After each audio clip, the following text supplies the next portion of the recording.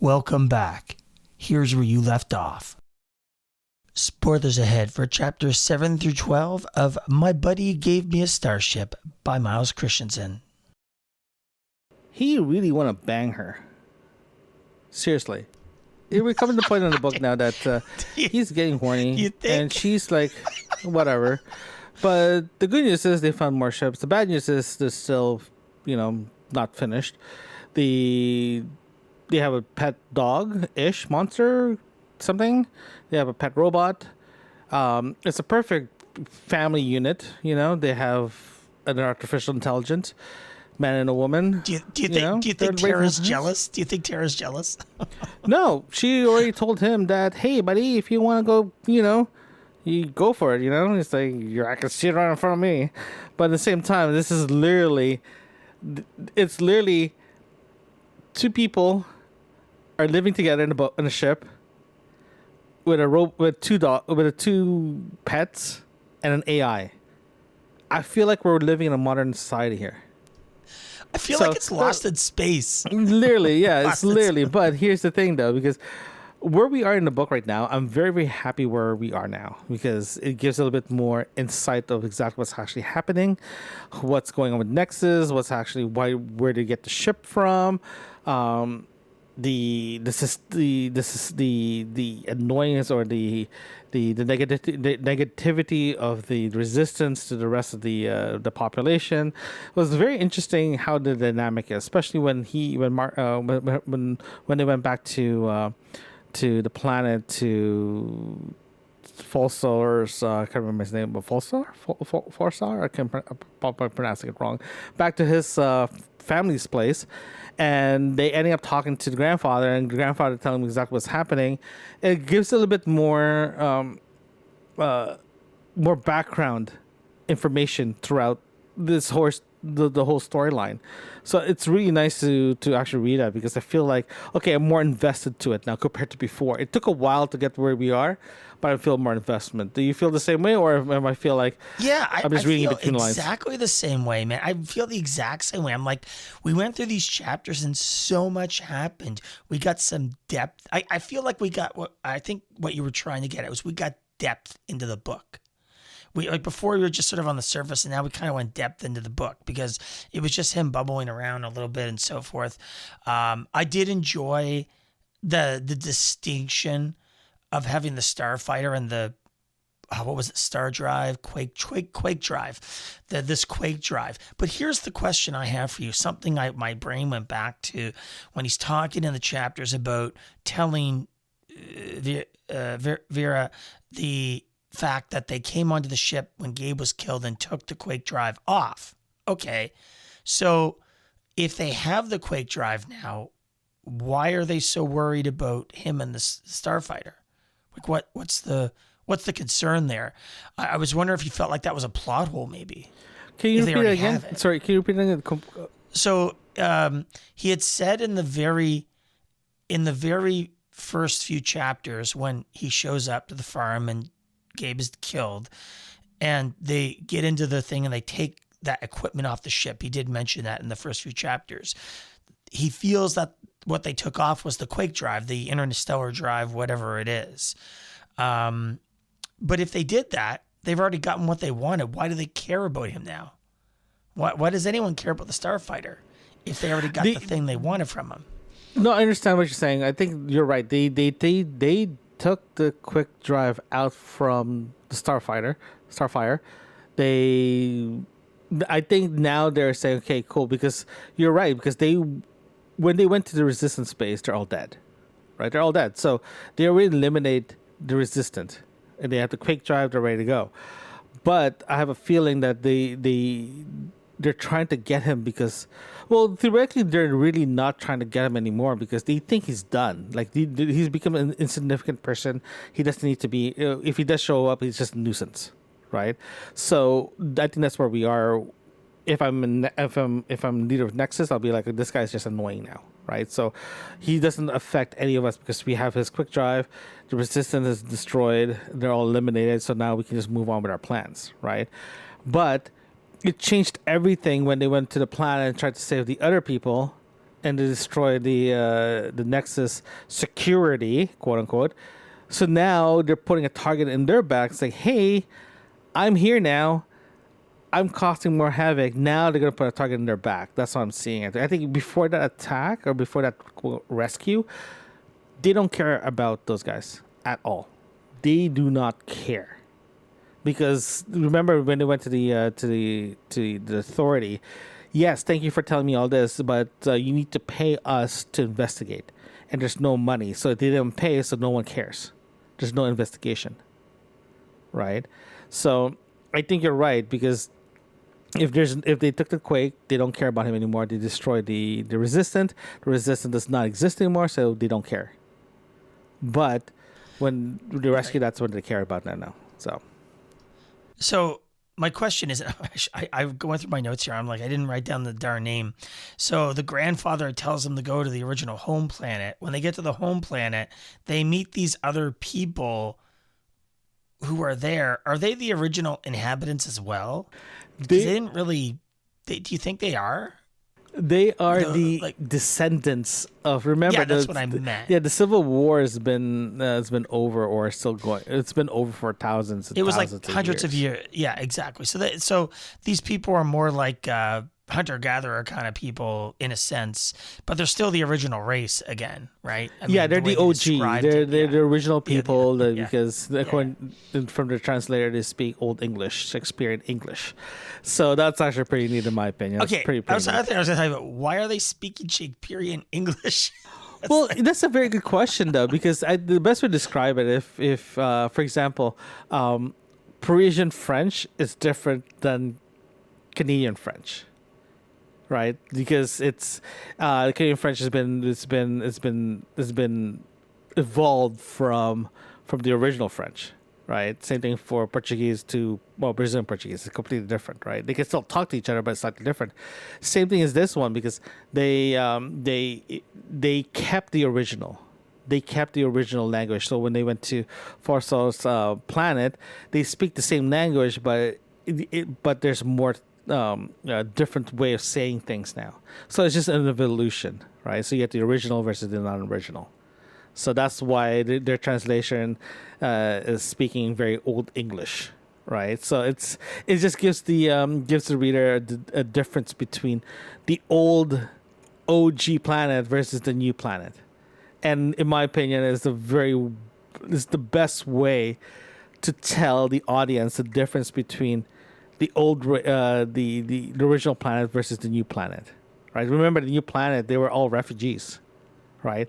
And they purposely erased their history, saying that this part of their history does not exist, right? Did you like the dinner with Ren and them, where she was giving Ren the cold shoulder? It's great. It's the best thing ever, because it tells it tells that I have a memory of my son. Because of you, my son is not here anymore. I'm blaming you, Resistance, for destroying my family. But what's his name showed up, show kindness, and show the great honor to provide a body to complete our circle. And that's where they are. And the mother has a right to be mad at him, mad at her. Right? She even said to what's his name that I don't know why you bring her, but because you're here, you're part of family, we're going to just accept you. I'm not sure about this person, right? So it's a very I understand why the cold shoulder is there, but at the same time, I'm kind of like, well, that's kind of cold, right? But how about the grandfather? How about the grandfather and them talking? That was a great one too. As you said, I was really happy that we sort of got some depth there, some answers.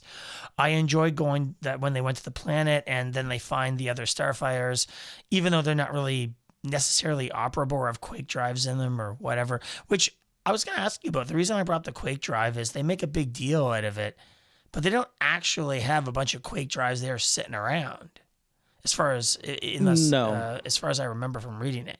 So it's like, what's the goal here? The goal go after Garrick. I keep on saying Garrick.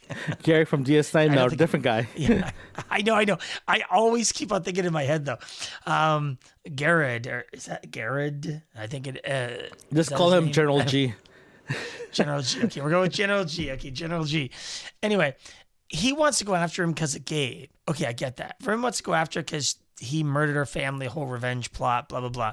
So they're on the same path to go after them. But Nexus is pretty big, baby. It's pretty big. He's the head honcho, you know? And they wiped out all of the resistance. So, you know, their plan right now is get a bunch of resistance fighters to rebuild the resistance and get them to have a bunch of starfighters and go blow them away. Well, it's a good plan. I'm totally on board with that. But who cares about the Quake drive? Like, you keep on mentioning it. It's not really a relevant part of the book right now. It is, because it's the catalyst of this whole thing. Remember, if that I would say revenge is the catalyst. No, hold on, no. Revenge. The revenge is not there if the Quake drive wasn't there. So, for example, if Starfighter crashed Gabe's farm, right, and the ship is there, and the Quake drive is not there. Okay, they're like, oh, it's just a normal ship crashed. Do not care. So the revenge is not there, right? The Quake drive is the catalyst of the revenge because they stole the catalyst. The Quake drive killed Gabe, took off. Now he's in space, tried to revenge his friend's death, and this is where we are, right? So wait a sec. No, time out. No, that's not the catalyst. He left Earth not because to go after the Quake drive, but because they were attacking him and he left off to escape. Yes, then but he. Yeah, go ahead. Go on. Go ahead. Well, I mean, like that wasn't his catalyst to leave Earth, and he wasn't originally seeking revenge. That wasn't really his main goal. He was just trying to get away from Nexus, right? Which he didn't know at the time, right? He gets to the system, he finds Vren, and Vren's motivation is for revenge for her family or whatever, which is fine. But then he's going after because of Gabe, because his friend's dead, right? And their sort of purposes are aligned. Again, I go back to the Quake drive being, well, it's an advanced piece of technology that Vren wanted to give to the Resistance. Well, the Resistance is dead, baby. It's gone. New plan, you know? So my thought process is, what do you think's going to happen for the last, 5 or 6 chapters here? Okay, first of all, this is the Raiders of the Lost Ark argument. Do you know about the Raiders of the Lost Ark argument? Doesn't matter what Indiana Jones did, the Nazis still going to get it. Yeah. Same thing as this one. That ship crashed, right? Nexus is going to get that Quake drive no matter what, right? The argument is, why do we have this Quake drive? What is it still necessary? Yes, it is, because that's the one that started it all. If Gabe did not rescue the pilot or the ship, Nexus still grab the Quake drive. Maybe they'll grab the ship as well. At the end of the day, they're still going to be killing the Resistance, right? That's why we're still in this whole thing that why Nexus hasn't really go after the ship. They don't care.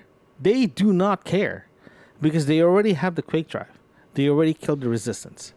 Right, I'm with you. And okay, now we are here now that they rescued this planet for a bunch of Nexus people. If they never went to that planet, right, Nexus still don't care who they are. So now they rescued them and destroyed majority, I don't know how many ships that they had. So now Nexus is going to wait a minute. What's going on here? Why are they here? Why are they destroying my people? Why now I can't get paid? Right? So now they're literally starting a war now. Right? So well, I mean, I think your argument with the planet, the battle they just went through in chapter 12, the battle that puts a target on their back now because they prevented them from whatever getting money or tribute or whatever the heck you want to call it, right? So I agree with you that now they're a threat to Nexus. You're right. Trying to get their pilots for the Starfires. But what do you think is going to happen next before the end of the book here? Like, how do you think he's going to resolve the rest of this? Well, we know there's going to be There's a book 2. But how many chapters we have left? I don't remember anymore. We have like one more episode, right? 5, 6, something like that. Yeah, 5 or yeah. 6. So I think 6, yeah. I have a feeling what's going to happen next is I'm hoping this is what's going to happen. I'm hoping that Nexus will show up more, and there's going to be a bit more like. I'm hoping that they're going to be giving a bit more page time on the Nexus leadership, General G or Major G or whatever his name is. I want him to be more in the page because I want to see him talked about. I want to see him how he talks. I want him in the page, right? And at the same time, I want him to say, okay, who the hell is this people? You know, like we already wiped the resistance, and we have a ship that it's literally I do not care about. Now I'm caring about this guys, and who is this person? Right, I think that's what we are. And I think that's what's going to happen next. How about you? You know, I'm wondering if we're going to be left. There is a second book. I know there's a second book. I haven't really looked into it, but I know there's a second book, and I would like to resolve at least a part of the Nexus thing a little bit before we move into a second book. I mean, I don't mind leaving books on cliffhangers. It's not that big of a problem, as long as sort of whatever plotline you've presented in the first book is resolved. And I'm wondering if he's going to do that, because unless you're going to go knock off General G or become such a nuisance that he takes you seriously, then it's hard to kind of go through that. Plus, we also, as you brought up earlier, have the problem of the budding romance. You know what I mean? That part of the book annoys the crap out of me. I feel like this is becoming a teen romance book. That's what I'm feeling like. I don't know if I go that far, but I agree with you. It's starting to go in that direction. I wouldn't go that far yet. You feel the same way. I don't know why you're denying it. It's going in the direction, but they haven't done the whole teen drama yet. No, it's this whole like will they, won't they thing. It's like it's a Ross and Rachel thing. That's what it is. It's going to happen. We just don't know when. They already have 2 animals. They already have 2 pets and an assistant. They already have 2 pets and an visual assistant. So it's Mrs. A or Mrs. S. So they already have it. So the only thing that's left is like they're like the best way to describe it. They're best friends on an RV trip with 2 pets and an AI. Like an assistant.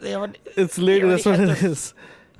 Do you remember the book where they're like, hey, we're going to grab Rascal and the robot and just go out into the world? And like, so you're going on a family trip and leaving the AI behind. It's like, literally, they went for a walk in the park. It's literally, it's what it is. When we were in that part of the book, I'm like, oh, this is cute. Next thing you know, they went to the tower. Next thing you know, they can't find Nexus. They can't find the plants. Blah, blah, blah, blah, blah. Now they have to go back. They got attacked by the locals. And next thing you know, it's like, oh my God. And next thing you know, he keeps looking at her. It's like the only thing's missing is a bunch of vampires and like werewolves. And next thing you know, that's literally what's happening next. So it's I just wanted to get over with and give me more, more substance in the. You want more from General G. You want more. Yeah, from that, I think it's time for him to show up in the book and just show up his face, man, because I'm getting really annoyed with those 2. I feel like he's only in his early 20s. Like his hormones are still like running ravage. And that's based on what I'm reading. That's what I feel like. The guy is probably in his 30s. He's not. I don't. I know. I think they did mention is like he's like in his 30s or something like that. I know they mentioned it. I know I didn't write it down though. I know they mentioned it though. So no, he's not in his 20s, buddy. Sorry. Yeah, but that's what I'm feeling right now. I feel like he's just the climax of his like freaking. His I feel like he's still in his teens and the way he's acting, and it's like it's getting annoying. So that's just me. So then we're both rooting to see General G show up for the next bit of book. Yes. And hopefully by the end of the book we're going to see him. But hey, next episode is going to be wrapping that up. Join us next time as we review chapters 13 through 18 of My Buddy Gave Me a Starship by Myles Christensen. Thank you for joining us today. Don't forget to hit that subscribe button and share a review. We love to hear from you. Send us an email at yourbookmarksinfo@gmail.com. Join us again right here where you left off.